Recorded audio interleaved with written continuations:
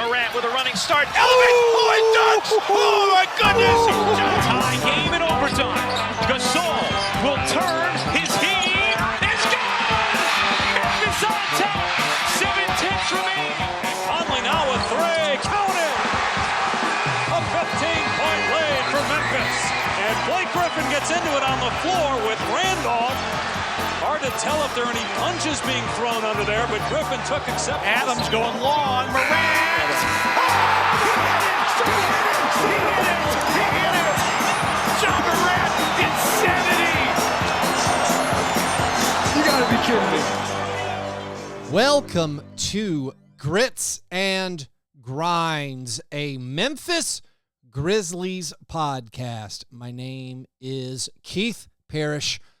On today's episode, I'm going to look at my top free agent targets for the Grizzlies. I'm also going to take a stab at the rotation and try to identify some potential two-way targets for the remaining two-way slot the Grizzlies have. Mainly this show, I'm going to have some fun ranking the best free agents that I think would be available for the Grizzlies and would make sense. I get into the rotation because I'm trying to figure out maybe what the team needs are. I know we all want a starting small forward, a wing with size, who is a veteran, who has playoff experience, who can defend and rebound and shoot. Yeah, everybody wants those. Those guys aren't really available. But I do wonder if it's possible they need to bring in another guard just to handle the basketball while Ja Morant is out. And so I'll get into that in just a second. Also, in this episode, I think it's worth highlighting that I maybe got a little ahead of myself in the previous episode, thinking about all the things the Grizzlies could do in free agency. I was quite excited that the Grizzlies ended up with an extra roster spot, and they could use their full MLE on somebody, but I didn't totally digest some of Zach Kleiman's comments from draft night. I heard him say that, they're not going to make another big swing. I took that to think, all right, we're not making another big trade or anything. But if you listen to the full reply that he gave to the question from Grind City Media's Mike Wallace about further roster moves, it made me a little bit less optimistic they were going to be a big player in free agency. So listen to the quote. I think we're very happy, kind of looking forward with where the balance of the roster is. I wouldn't expect anything, groundbreaking, necessarily from here of a major, kind of swing, further. We really like this. We like this group. We like the makeup of this group. In the locker room, the direction that we're pushing the group to hold themselves to a standard of competing at the highest level, competing for championships. So, we have, maybe a little bit, one spot potentially to look at, but I wouldn't expect any kind of grand addition to the team. Now, when I hear the inflection and I hear him say they aren't going to make any grand moves or a grand addition, does that cross off a lot of the names I'm going to mention? Is signing anyone to the full MLE, would that count as a grand addition? If you track down Bruce Brown for 3 years and $40 million, is that a grand addition? I mean, semantics, or it's subjective what he means by that, but I think, yeah, probably. There are also the future salary cap concerns for the Grizzlies, although I'm worried that those are being overblown. Although I guess my bigger worry is the Grizzlies are actually deeply concerned about how big their salaries are getting. In my mind, if you want to win a title, you got to pay for it. You have to go into the luxury tax. And we're all looking into the future now, and we're counting on this Desmond Bane extension that hasn't been signed, but we all expect to be signed. Desmond Bane is eligible for a 5-year, $207 million contract. Many people think that is what he will receive. If he receives that, totally cool. Happy to have Desmond Bane around for 5 years. But if he gets that contract, well, the Grizzlies will be a tax team next season the 2024-2025 season. And not only that, they will be flirting with the second apron. They will pay the biggest luxury tax bill in franchise history. And there's some thought the team isn't prepared to do that, and that concerns me. The team should be prepared to do that.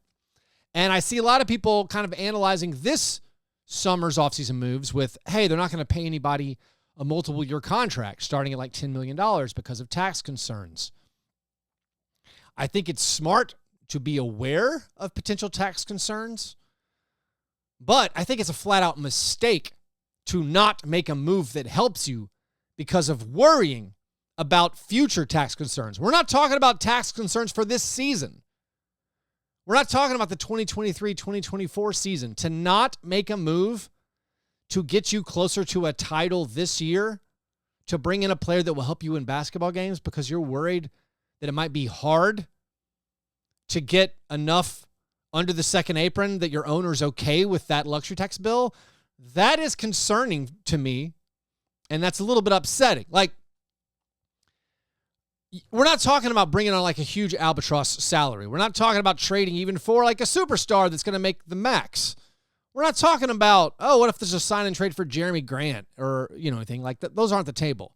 We're talking about, I'm specifically talking about using your MLE this summer to sign someone who can help you win basketball games, that helps your squad, that's going to be on a moderately sized, arguably a value contract, like signing a guy for $8 million. I don't see any way that hurts you in the future. Like not making a move to bring in a name of a guy I might mention on this show because you're concerned about the tax bill 2 years from now. I think it's a mistake because, like, we're in the title window. We don't know how many more seasons we're going to get of peak Ja Morant, Desmond Bane, and Jaren Jackson Jr. Like, when we look at this Grizzlies era, guess what? The title window was open 2 years ago. It was open in 2020, 2021. But they decided to kick the can down the road, play the long game. It was open last year. But they decided, again, play the long game. It's been open the past 2 seasons. And now what? Do we have 3 more years of Ja, Des, and Jaren for sure on the team in their primes? I mean, maybe we might have 6 more years. Let's say we have 5, okay? The next 5 seasons, we're going to have Ja Morant, Desmond Bane, Jaren Jackson Jr. on the team in their primes. So you're not going to put the pedal to the metal for one of those 5 years? You're not going to try your hardest for 20% of that title window because you aren't sure how you're going to move off some of your deals next year to avoid the tax? Like you're not sure how you're going to get off the Jitty contract next year, so you're not going to bring in somebody who can help this year? That's a mistake to me. I mean, I think it's possible for the Desmond Bane extension, he doesn't sign a full max. I could envision him signing a 5-year, $180 million contract. That'd be a great win for the Grizzlies. It'd be a great win for Desmond Bane. But even if Desmond Bane signs the full 25% max, if you look in the following season, again, not the coming season, the 2025 season, you got Morant on a 25% max. You got Bane on a 25% max. You got Jaren making $25 million, which is a bargain contract. And then everybody else you have, movable contracts. If you have to dodge the luxury tax or the second apron or whatever, if Robert Parra's like, I'm not paying this tax bill, we got to shed some salary. Well, guess what? 2 years from now, Luke Kennard's on a team option for $15 million. All right, let him go. That's a get out of tax-free card if you're worried about it. I mean, obviously, we don't want to cut Luke for nothing. But like Steven Adams in a couple years, making $12.6 million. Is he going to be healthy then? I don't know. If he's not healthy, and if that's a bad deal, guess what? Stretch it. Brandon Clark's going to be making $12.5 million in the 2024-25 season. Zaire will be making $6 million. Contra's making $6 million. All of those are movable deals. Will signing Josh Richardson to a 2-year, $20 million contract this offseason? Like, would you not do that because you're concerned about your luxury tax bill in 2024, 2025? If so, if that's what prevents you from moving on a free agent this summer, I think it's a big mistake. Worry about the luxury tax when you get there. I mean, I don't know if we should model our front office moves off of the Timberwolves, but they locked up Naz Reid. They locked up Naz Reid because he's a 23-year-old promising young center. Are they going to have extreme salary concerns in 2024, 2025? Yeah, you betcha. Guess what? They're going to deal with it then. Do you think the Heat worry about it when they make a move? No. They worry about it when it happens. Also, any contract you sign this summer, I like to repeat myself, any contract you sign this summer, it's a trade chip. And you might not have noticed, but free agency is dead. There's no free agency really in the NBA. It's more important to have matching salary for contracts. There is utility to signing literally anyone for like an $8 million contract. They should give you an $8 million contract. That would be useful. That actually has some actual value because they could package that and trade it for maybe a player they want. Not signing somebody means you do not have anything that you can match in trades. Like you don't want to get rid of Luke Kennard. You don't want to trade away Brandon Clark. You don't want to trade away whoever it is, Steven Adams, Jake LaRavia, John Conchar. Well, guess what? Sign somebody, and then you have more options to trade. I mean, again, there are some upsides to having an empty roster spot. You can just wait and see what happens.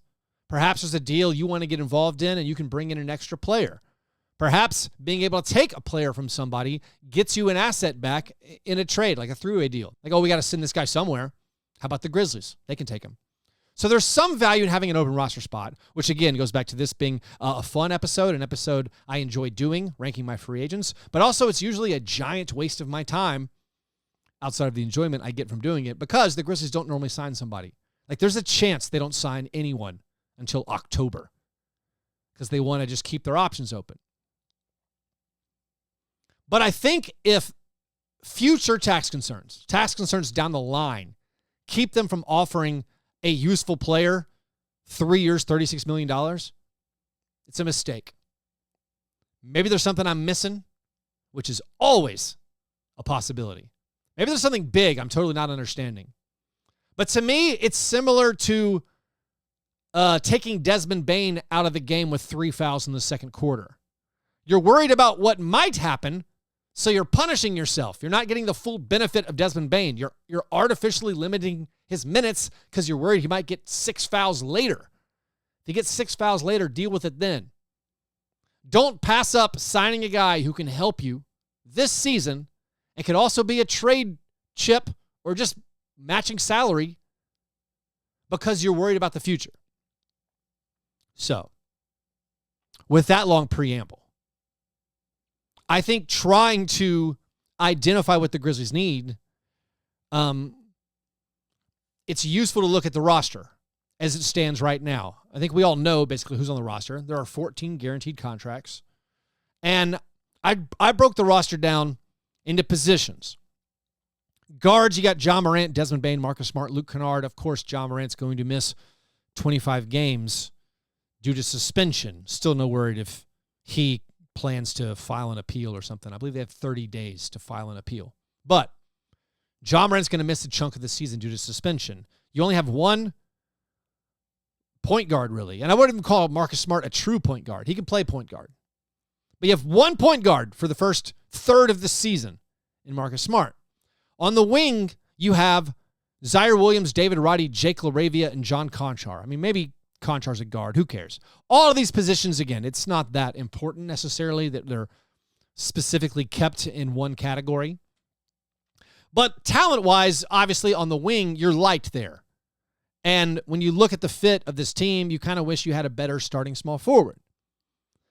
Among the bigs, you're pretty set at big. I still wish you had a rim runner, somebody who can play above the rim, catch alley-oops, block shots. But you got Jaren Jackson Jr., Steven Adams, Santi Aldama, Xavier Tillman Sr., Kenneth Lofton Jr., and Brandon Clark, who is recovering from his injury. Looking at those guys, yeah, we want a starting small forward, but looking at the roster breakdown, to me, it seems like we need another guard. We need a point guard. We need a combo guard. I mean, maybe this is somebody we focus one of our two-way spots on. Currently on the two-way spots, you have G.G. Jackson, who's the 45th pick. All indications are he's going to sign a two-way. You have Vince Williams Jr. returning from last year. I think it's likely they keep him around. You have Jacob Gilyard, who is still on a two-way, but I'll be honest, despite the fact that he's playing Summer League for the Grizzlies, I don't expect them to use the two-way spot on Jacob Gilyard. He's so tiny. He's not a great shooter, and he's not even really young. He's like 24 and a half. I don't think he projects to be much of a developmental prospect. Like, he's not going to become that much of anything. So I expect them to decline his team option for the two-way deal this year and add another player. And so maybe through free agency, they find it more effective to find a forward or something, a guy who can play the three. And we've talked about it before, about using your final two-way spot to bring in a point guard. I mentioned on a previous episode, like, would they bring back Kennedy Chandler? They took him with the 38th pick last year. They gave him a really lucrative second-round contract. They ended up waiving him because they felt like they needed a big in the playoffs in case Xavier Tillman or Jaren Jackson Jr. went down. They needed another big to be eligible. Now, they didn't end up playing Kenneth Lofton Jr. any meaningful minutes in the playoffs. But would they bring back Kennedy Chandler? Maybe they saw enough last year and they're like, all right, we don't need Kennedy Chandler. He's not exactly what we thought. They could get a point guard who would be like an emergency fill-in while Ja is suspended. They could do that with their two-way spot.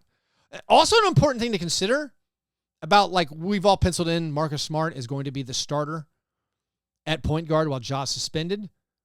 Marcus Smart has played 61 or fewer games in 5 of his 9 seasons in the NBA, including 3 of the last 4 seasons. What happens if Marcus Smart twists his ankle in the first couple weeks of the season? Can the Grizzlies play like totally without Marcus Smart and Ja Morant? I tried to make a rotation where it was Desmond Bane, Luke Kennard, and John Conchar basically handling all the guard minutes, and I'm going to tell you, looks kind of rough.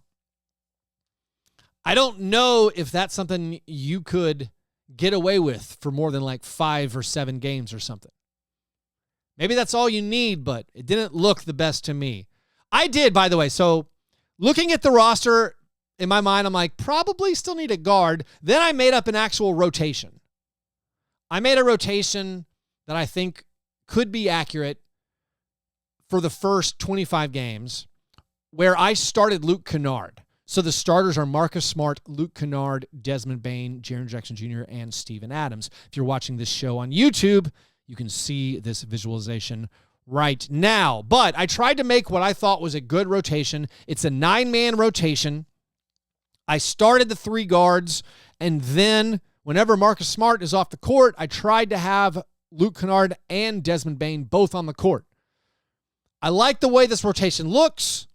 The front court rotation, no big surprise there. We've seen this before. Maybe you're surprised that Xavier Tillman's minutes are low. The minute breakdown is basically Jaren Jackson Jr. plays 36 minutes, Steven Adams about 26 minutes, Aldama plays about 20 minutes, Xavier Tillman plays about 12 minutes. That's the front court. That's not a question mark. Maybe you think Xavier Tillman deserves more minutes. Okay, fine. Who are you taking the minutes away from, Jaren or Steven Adams? Then the problem with this rotation is I'm playing Marcus Smart, Desmond Bane, and Luke Kennard pretty heavy minutes. I'm talking 38, 37 minutes for both Smart and Bane, and 33 minutes for Luke Kennard. Like, if you're going to break up essentially, 96 minutes that go to the point guard and shooting guard between just 3 guys, guess what? All of those 3 guys are going to play a lot of minutes. Now, I'm not real picky about what small forward you prefer right now. For the sake of this exercise, if Desmond Bane is starting at the 3, I had David Roddy coming off the bench playing, like 18 minutes, and I had Zaire Williams coming off the bench playing like 10 minutes. Do you prefer LaRavia? Sure, fine. I don't care. Do you prefer something else? You prefer Conchar gets those minutes? Sure, fine. I don't care. For this exercise, you can consider David Roddy, Zaire Williams, John Conchar, Jake LaRavia. Those are interchangeable. I don't know what the team will do. I don't know what I would prefer to do, but for the sake of this, I broke that down. So when I did this first rotation, where, again, I really like the 5-man unit of Marcus Smart, Luke Kennard, Desmond Bane, Jaren Jackson Jr., Steven Adams. I think that can be a very good Grizzlies team. Are they going to be number 1 in the West? No, probably not. But that's a good squad. But the question comes to, is that enough guards? And if Kennard or Bane or Smart are out of the rotation for any reason, you're extremely shorthanded. So doing this exercise made me think, all right, we got to get, at the very least, a combo guard or something. Then I did a rotation where I brought Luke Kennard off the bench. Maybe this is a little bit more traditional. And in this situation, I chose to start Zaire Williams. Again, I like to emphasize, if you're looking at this chart on YouTube right now, you can start whoever you want. The Zaire Williams and David Roddy minutes can be John Conchar or Jake LaRavia. It doesn't matter. But in this situation, I actually put Zaire at 2 some, and I can imagine that. Or like Conchar playing some shooting guard. He can handle the ball a little bit. Still, when I did this, knowing that I'm probably going to play throughout the whole season, even when Ja Morant comes back, I'm going to play Desmond Bane at the 3 a good bit. I'm going to play Marcus Smart at the 3 a good bit. So I don't actually need, in my mind, a wing, or maybe a wing isn't the most pressing need. The most pressing need looks like it could be someone who can dribble. Now, once Ja Morant comes back, do we need a traditional point guard? No, probably not. Then that leads me to want maybe some kind of combo guard, a guy who can play alongside Ja and Desmond, a guy who can play alongside Marcus and Luke Kennard. Like if they can all play at the same time, that would be ideal. So with that big setup and with crossing off some of the big name free agents, but I just don't think they're feasible whatsoever. Like we are not getting Jeremy Grant or Kyle Kuzma or Chris Middleton. We are not doing a sign and trade for my infatuation target of Cam Johnson. I do not think Karis LeVert is coming here. That would need to be a Dillon Brooks sign and trade. Would also need to be, it would be another large salary. That seems far-fetched to me. I don't think the team has any interest in Jordan Clarkson or Malik Beasley. I don't have that much interest in them either. I think Grant Williams probably is too expensive. The Grizzlies could only offer him a full MLE. The Celtics would probably match that. So with that long preamble, I will now list my favorite free agent targets for the Grizzlies right after this short break.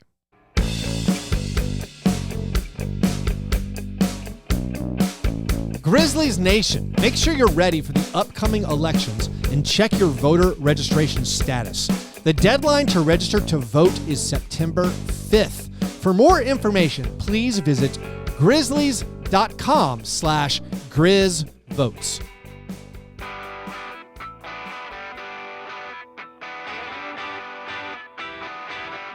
All right, now let's look at some free agent targets for the Grizzlies. And you might not agree with my assessment. The most pressing need for the Grizzlies is a combo guard. I mean, I'm going to point out that my dream guys are guys who can kind of play 1, 2, or 3. In a pinch, they could be point guard. In a pinch, they could be a small forward. But you might disagree totally. Again, I asked this question on Twitter, like, what position, player, do the Grizzlies need? And basically everybody said wing. Some people are like, we need a big. A lot of people said we need a point guard or a combo guard. So, like, the consensus was wing. So I broke up these players I'm looking at into a couple of different, let's say 4 different categories. 1, straight point guards, just point guards. That's basically the only thing they play.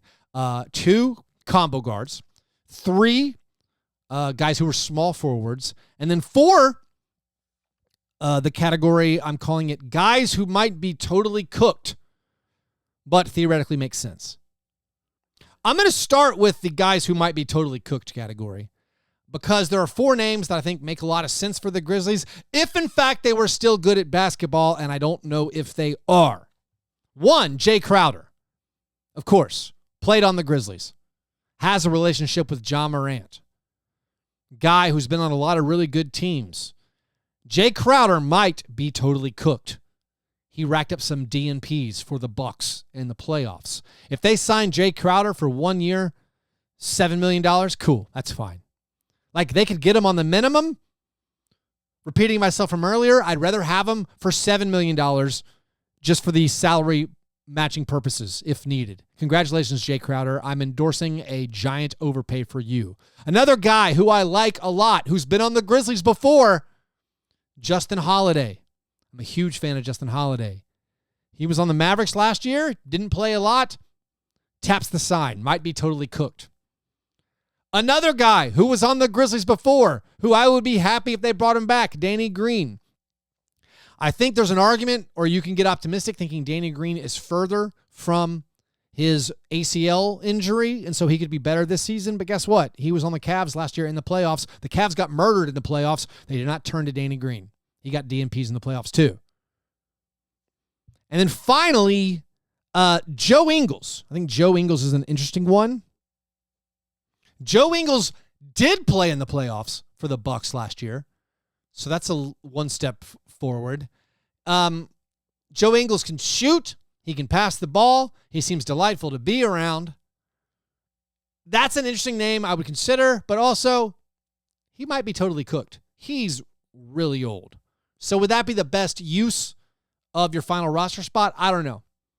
As far as pure point guards, I'm not really ranking these yet, but these are modest free agent targets. I think these would fall under the umbrella of, quote, not a grand addition. But I think they could all help the Grizzlies. One, and this guy's on a non-guaranteed deal with the Jazz, and he might not even be available because the Jazz, according to Spot Track, don't have to make a decision about him until October. And this also, by the way, former Grizzly. I would bring in Chris Dunn. Chris Dunn has a giant wingspan. He can guard 1 through 3. He can be an emergency point guard. He looked pretty good with the Jazz at the end of the year. This is not a splashy move. No one's going to get that excited about it except for me. I would be fine with Chris Dunn coming in. I think that would be a good fit for this Grizzlies team. Also, Dennis Smith Jr., who is a hideously bad three-point shooter. I have no idea why he's so bad at shooting three-pointers, but his defense last year on the Hornets seemed legitimately good. We're still talking about like emergency point guards. He doesn't have to play in your rotation. And I do like the fact that, yeah, he's a top lottery talent, and sometimes we get too enamored with that. Like, oh, this guy was a top, picked high in the draft. He's got to be good. No, that doesn't mean that. But he's a top lottery talent who basically almost got out of the league totally and has seemingly turned the corner into understanding what it takes to stick in the NBA. And that's the kind of guy who I think might be good to have around. So, like, I can imagine, if we're just talking emergency point guards, Chris Dunn, if he's available, Dennis Smith Jr. is available, or just Corey Joseph. Corey Joseph is in his 30s. He is I think a fine Tyus Jones replacement. The Pistons are probably not bringing him back or have no interest to.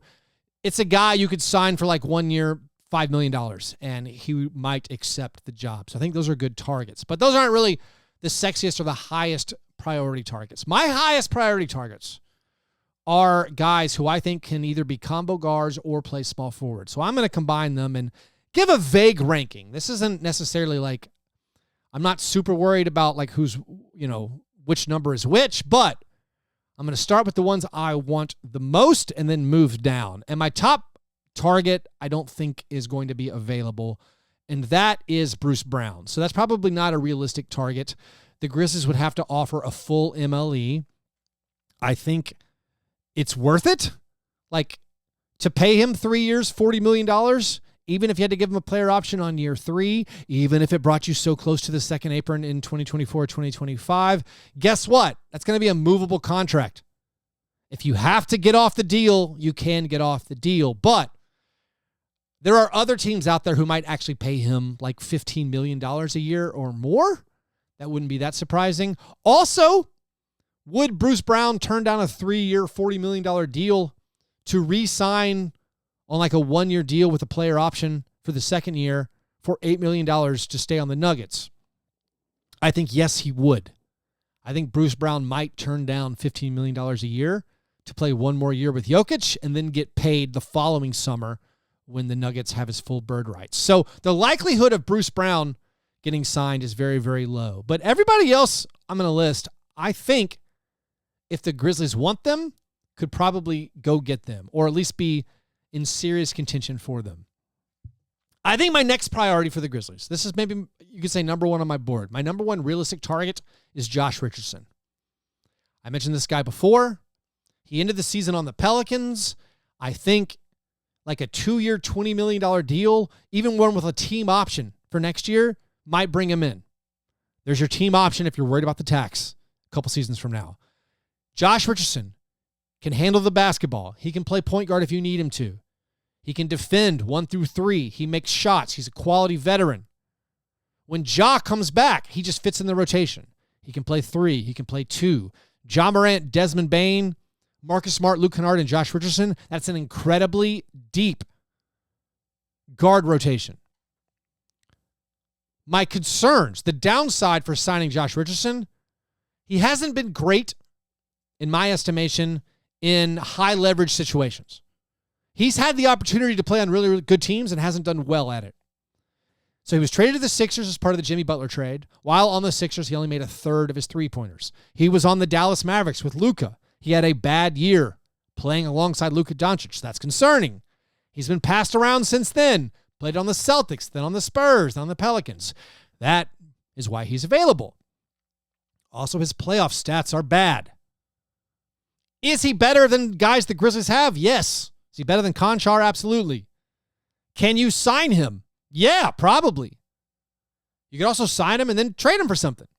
So I think Josh Richardson would be my number one realistic target for the Grizzlies. Number 2, this guy's a restricted free agent. And I think when I say his name, many of you are going to groan because this is a very Keith player. This guy's a legit small forward. This guy can defend the other team's best players. I'm talking Matisse Thybulle. Matisse Thybulle is a restricted free agent.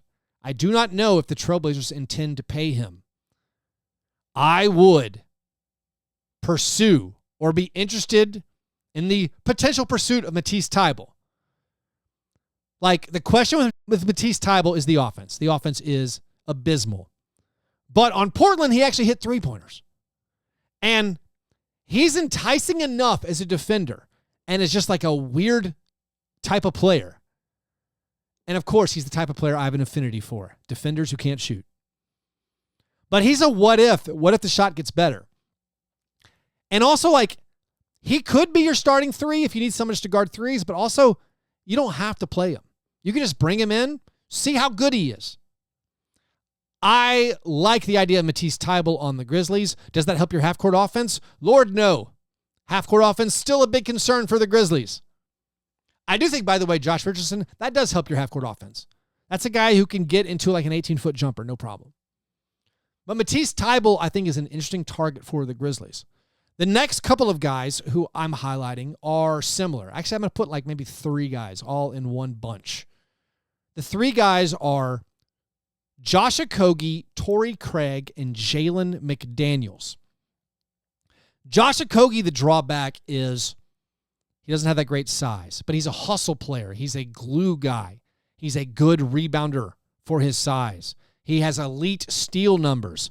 He's a good shot blocker. Again, I guess caveat, for his size. The problem is he's not a true small forward height. But if you can offer him more than a minimum, you could pry him away from the Suns. I think Josh Okogie would be a great fit for the Grizzlies. Jalen McDaniels is a buy low kind of upside pick. He's a defender and hustle guy, which appeals to me. He also has size. Legit small forward. He's like 6'8". His brother, of course, Jaden McDaniels, is awesome. Jalen's issue, like a lot of players, is the three-point shooting. If the three-pointer becomes more consistent, he's going to be a huge asset. I don't think the Sixers can commit to keep him for like $8 million a year. To me, that's a worthy gamble on a guy who could turn into be like a Caleb Martin type. If you sign Jalen McDaniels for like 2 years, $16 million total, all right, if he turns out being able to play, that's a huge win. If he can't play, guess what? Movable salary, no big deal. Now, with Jalen McDaniels, there are some off-the-court issues from his senior year of high school that I think have affected how teams pursued him. So that's a guy you're going to have to do homework on and figure out if that's a person you want to bring into the team. But a safer option is Torrey Craig. Torrey Craig, legit small forward size. Decent three-point shooter. Low volume offensive player. Low usage offensive player. A great fit for the Grizzlies. Torrey Craig, I think, could actually play in playoff games. Torrey Craig, I think, would be better than Zaire Williams and David Roddy. If Zaire Williams and David Roddy turn out to be better than Torrey Craig, awesome. That's great. We can still have Torrey Craig on the team. He can guard guys. It's a guy you can put on Kevin Durant a little bit. Not that anybody can stop Kevin Durant, but this guy can guard small forwards. I really like the addition of Torrey Craig. Maybe I should bump him up a little bit higher on my list. Another guy I'm very interested in is Shake Milton. Shake Milton goes to the combo guard. He can be a point guard in a pinch. Would it be too many guards like when you already have Bane and Luke Kennard and Smart and Ja Morant? I mean, that's the issue again with the combo guards. And that's where Ja Morant's suspension, it affects the team building. Like, it's probably not ideal when Ja's healthy to use this asset, this resource, this mid-level exception on, a combo guard. But facing the fact that Ja's going to miss at minimum 25 games, and then we'll probably miss, 10 more games just due to bumps and bruises here and there. Shake Milton has been an average three-point shooter, but when he got an opportunity for the Sixers last year in the regular season, he put up some monster numbers. He got squeezed out of the rotation in the playoffs, but I think Shake Milton could help you. And again, when you consider the cost, the salary, it might be someone to look at. Another guy who has actual size, who I don't know if I consider more of a small ball four, I don't know if you want him as a primary small forward, is KJ Martin from the Rockets. KJ Martin is a hustle guy. I think he's a good rebounder. A plus rebounder is something the Grizzlies need. Not a consistent shooter whatsoever. And maybe, again, it just muddles your rotation to bring in a forward like that who's not a clear-cut improvement over what you have in Roddy and Zaire and LaRavia. But I think that's a name I would certainly consider. Another more established, proven guy who is not a small forward is Dante DiVincenzo. He has a very small player option for this year, which I assume, he's got to decline.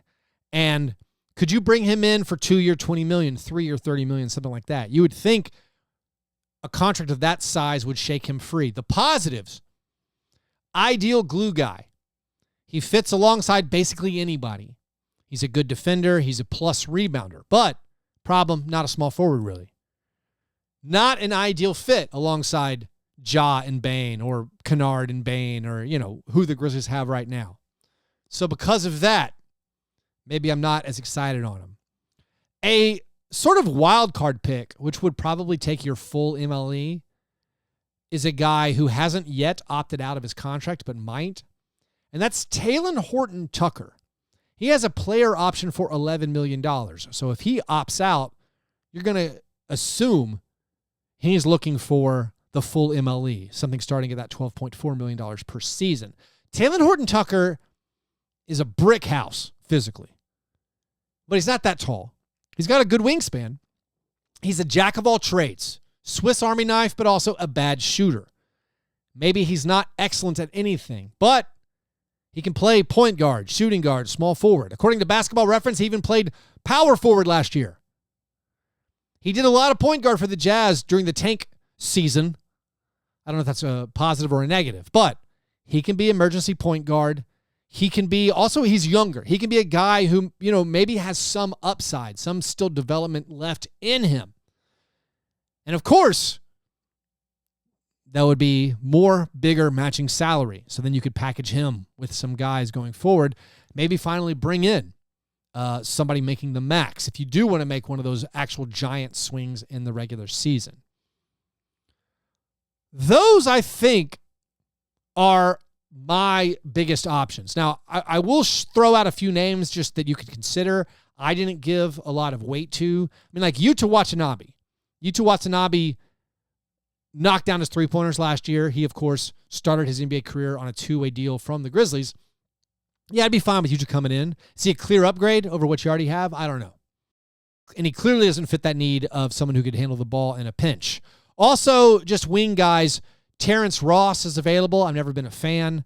He's offense only, and his offense is so erratic. His three-point shooting is actually bad. I don't know what to do with him.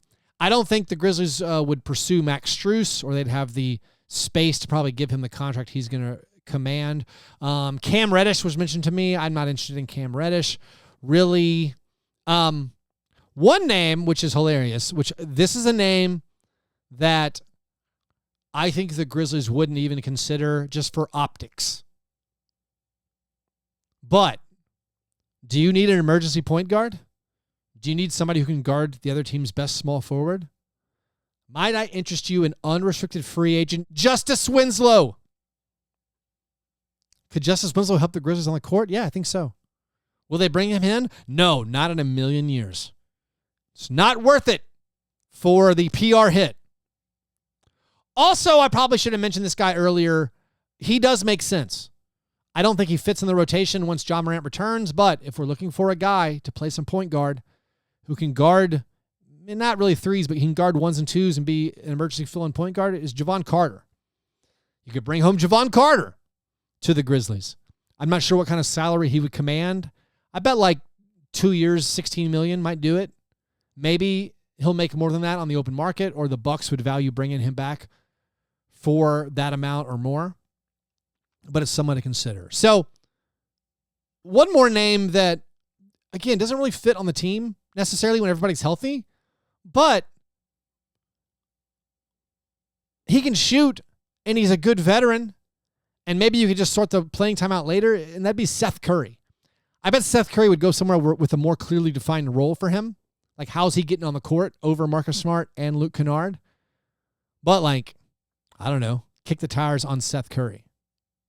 Finally, by the way, I didn't get to the options at the two-way contract, which I do think are worth being explored. And that could be the emergency fill-in for a point guard. Let's say you bring in somebody in your MLE who's a wing, who is not a dribbler. You bring in a Torrey Craig or Matisse Thybulle in a restricted free agent move, and you still need an emergency point guard. We talked about the Kennedy Chandler thing. Here are some other names. I just want you to know some other names of guys who you could bring in on your two-way to play point guard. Now, I don't know anything about the undrafted rookies. Maybe there's a guy out there, or maybe there's like a guy overseas or something. I don't have a comprehensive knowledge or even a surface level knowledge of guys who aren't in the NBA who could come in and be an emergency point guard for you. But here are a couple of names of guys who are two-way eligible who could be available. Some of these guys were on two-way deals last year. I don't know their specific situations, whether or not they're going to be brought back by the teams they were on. But if you needed an emergency point guard on a two-way deal, here are some names to consider. And maybe this is useful for you to hear to maybe lower your expectations. But Teo Maledon, you could get. Jared Butler, who I was pretty high on in the draft process. He would be available probably. He was on the Thunder last year on a two-way. You could bring in Dwayne Washington Jr., more of a score-first point guard. Delano Banton, Skylar Mays. It's possible Saban Lee, Vanderbilt guy, might be available. The Suns could keep him around on a guaranteed deal. McKinley Wright the fourth may be available. And by the way, full disclosure, this is the point of the list where I don't know what the guy looks like. I don't know what McKinley Wright the fourth looks like. But those are some guys who have NBA experience, albeit limited, who the Grizzlies, if they need a point guard in a pinch, they could bring in on a two-way deal to help give them some injury insurance through the first 25 games. But in summary, I think my top targets for the Grizzlies, Josh Richardson, Matisse Thybulle, who's a restricted free agent. I like Shake Milton. I like Jalen McDaniels. I like Torrey Craig. I like Josh Okogie a lot. I think those would be good fits for the Grizzlies. And again, don't worry about the future salary tax. Be aware of it. Be aware there could be a problem. Have a plan to get out of that problem when it occurs. But do not limit yourself by worries about what might happen in the future. At least that is this humble podcaster's opinion. Anyways, the Grizzlies play Summer League basketball 1 week from today. They kick off the Utah Summer League against the Philadelphia 76ers. And by the way, the Las Vegas Summer League schedule dropped. The Grizzlies play their first game in Vegas on Saturday, July 8th at 6 p.m. Central against the Bulls. They then play the Cavaliers, the Clippers, and the Lakers while they are in Las Vegas. Should be exciting for us true Grizzlies sickos as we get to watch those young guys play for our summer Grizz. Anyways, thanks everybody for listening to this show. Please do me a favor. Write me a 5-star review in Apple Podcasts or on Spotify, wherever you're hearing this episode. Give me a 5-star review. Please subscribe to the Grits and Grinds YouTube channel. Tell a friend about the show. Let's spread the word. Trying to get to 1,000 subscribers on YouTube. So please, if you can help me out there, do me that favor. Anyways, hope you guys are having a great Monday. I will talk to you soon. Go Grizz.